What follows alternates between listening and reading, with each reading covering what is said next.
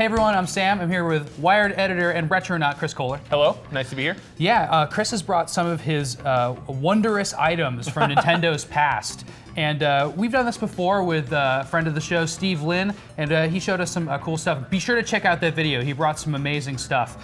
But today we're going to be seeing some really rare Nintendo things from even before Nintendo was even a video game making company. That's right, that's right. Yeah, I'm taking it down a notch from Steve brought in things like the Nintendo World Championships Gold. Two of them. Two of them. You know, the gray and the gold. some 5-figure items. This is stuff that's maybe a little bit more in the range of other Nintendo collectors who can't go dropping $20,000 on a game cartridge. Exactly. So here's some things that you too might own someday. You might own them, and they're very, very cool. And I was going to start actually on this side, but since we talked about pre-video game Nintendo stuff, let's actually kick it off with Roulette. Let's not be so rigid, and we can just look at this. It's jump not even around. It's a pre-Nintendo logo even. That's right.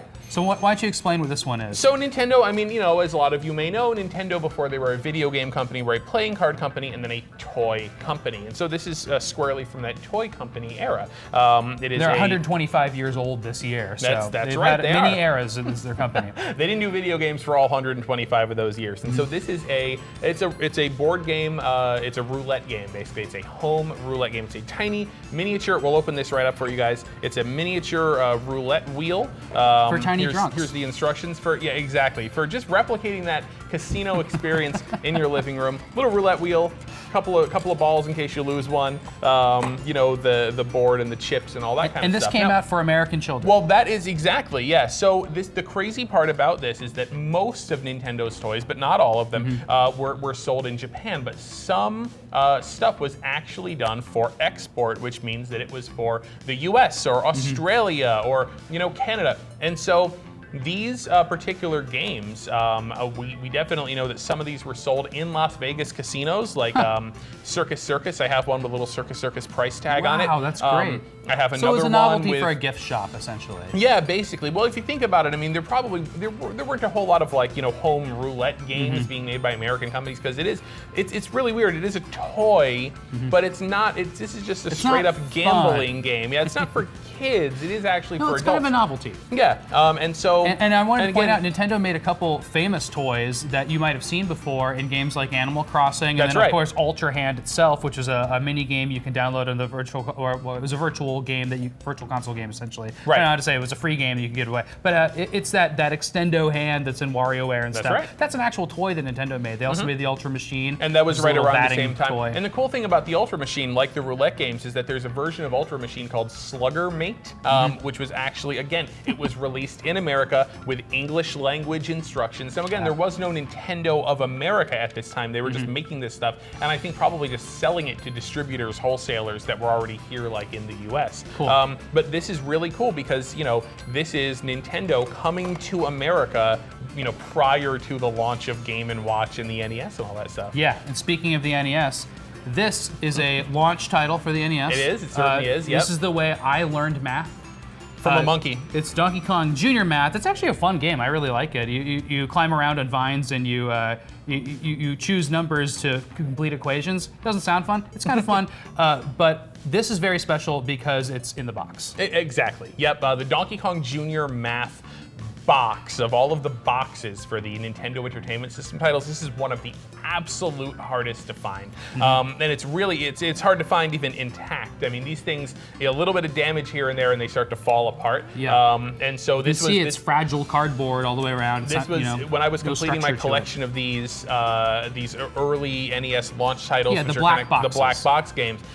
This was the last one that I got. I had to go to another collector and pay him a bunch of money for it.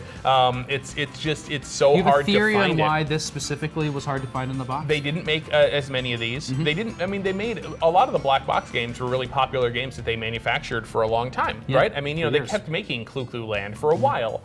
But with DK Junior Math, it was in and it was out. It was in to convince parents that Nintendo was an entertainment toy, and then once that was not necessary anymore, they stopped making it. Kids threw away Wither these boxes. the Education series, Chris. Oh yeah, oh, so sad. This represents the sum total of the Education series. It is a game, and so kids would just rip the boxes up and throw them away. It's not so hard to find the cartridge. It's harder to find the instructions, and it's super hard to find the box. If you got a Donkey Kong Jr. math box. Condition is everything with these things. I mean, even this one is a little bit dinged up, and some people really want mint boxes. It can go anywhere from in the high hundreds to into the thousands of dollars, depending on the condition of the box. Yep.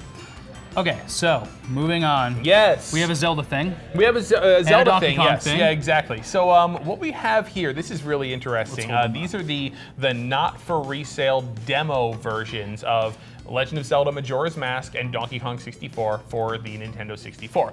Now Nintendo would do these little not for resale cartridges. They were the ones that you played when you played a game in a demo kiosk in Toys R Us. Like it was in there, and basically the not for resale was just to let the stores know, like, hey, don't accidentally sell this to your customer. Yeah, give them to your kids. We're giving, yeah, exactly. We're giving these to you to put into the demo unit, and most of these end up just getting out there into the world somehow because that's the store employees would take them home or give them away or whatever they would do. Yeah, well, actually, now, IGN database manager Mark Nix, actually, his mother worked for Nintendo, and he has a bunch of not-for-resale games that are cycling through IGN's consoles every once in a while. But what's interesting is that they actually have different code on them. Yes, these are important. These, you notice that, I mean, Majora's Mask, it was a gold cartridge originally, and this was a yellow cartridge, right? The Donkey Kong 64.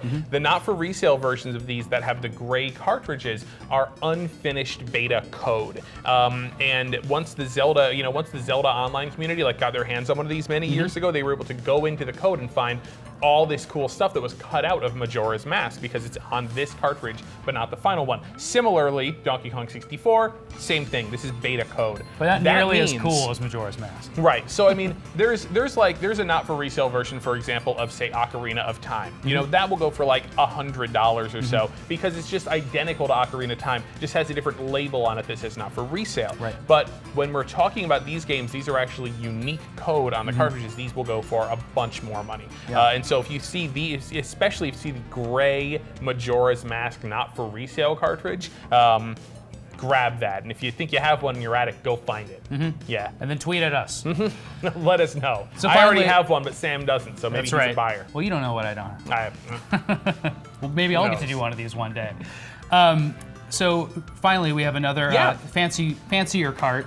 The gold Punchout cart from Japan. Yeah, another thing that was not sold at retail, but in this case it was given out as a prize. Very much like the Nintendo World Championships cartridges, stuff like that. This was actually, so here's the box that it came in. The tournament itself was for a golf game, golf for the Famicom Disk System. And if you got the low scores in the golf game, you could send into Nintendo, and the contest winners would get this. And it was this was the first version of Punchout that was actually released in the home. This was before they spoke to Mike Tyson to license his likeness. That's a little confusing because here we had Mike Tyson's Punch-Out first, and then they reverted it to the Mr. Dream version. But in Japan there was a Punch-Out first, and this is the version. But you could only get this by winning a golf contest. Right, exactly. How cool is that? But what we did get first, we got a gold cart. Exactly. So I mean, this is we got the Legend of Zelda on a gold cart, and they probably were really feeling left out at that point. But I gotta say, Famicom cards, always amazing colors. They're always super pretty. You get green cards, yellow they're not cards. Gray. They're all different colors. All the colors of the rainbow. But still, you make it stand out. Gold paint. Exactly. You even notice on this side here, like this bar design, it looks like an NES cartridge. It does. It's really so weird, cool. right? And also this entire game is in English. Like they were clearly designing Punch-Out like for the American audience, basically, and I think that's why they kind of gave it away a little bit in Japan. Punch-Out, the arcade game, I think, was a much bigger hit in the U.S. than it was in Japan, right? Okay. So, so they gave these away, and so I love Mike Tyson's Punch-Out. That is my jam. That is one of my favorite games from the NES era. So I kind of had to have this at some point. So I love it. Yeah. Well, thanks for bringing in these amazing Nintendo treasures. I know you have a trove of other cool retro gaming cool stuff, and we'd like you to bring some more stuff in at some point. Only a few at a time. Yeah, absolutely.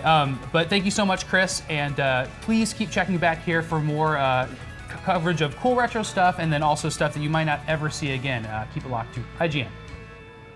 Cool.